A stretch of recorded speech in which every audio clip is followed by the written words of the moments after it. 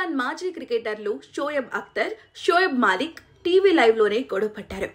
ICC Champions Trophy 2025లో భాగంగా భారత్తో జరిగిన మ్యాచ్లో ఆతిథ్య పాకిస్తాన్ 6 వికెట్ల తేడాతో ఓటమి పాలైన విషయం తెలిసిందే. ఈ పరాజయంతో పాక్ సెమీస్ చేరకుండానే టోర్నీ నుంచి నిష్క్రమించింది. దీంతో పాకిస్తాన్ జట్టుపై ఘాటైన విమర్శలు గుప్పిస్తున్నారు. పాకిస్తాన్ జట్టును పూర్తి ప్రక్షాళన చేయాలని డిమాండ్ చేస్తున్నారు. పాక్ పరాజయంపై ఓ టీవీ ఛానల్ లైవ్లో చర్చించిన షోయబ్ అఖ్తర్, షోయబ్ మాలిక్ గొడవపడ్డారు. ఇద్దరి మధ్య మాటల యుద్ధం నడిచింది. ముందుగా అఖ్తర్ మాట్లాడుతూ పాకిస్తాన్ కెప్టెన్ మహమ్మద్ రిజ్వాన్ పై ఘాటైన విమర్శలు చేశాడు. రిజ్వాన్ లాంటి పిచ్చోడికి కెప్టెన్సీ ఇస్తే ఫలితాలు ఇలానే ఉంటాయి అన్నాడు.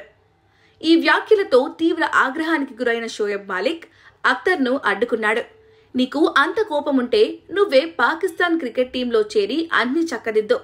ఇలా ఘాటుగా విమర్శించే బదులు జట్టును చక్కదిద్దే బాధ్యత తీసుకో అని ఆగ్రహంగా అన్నాడు.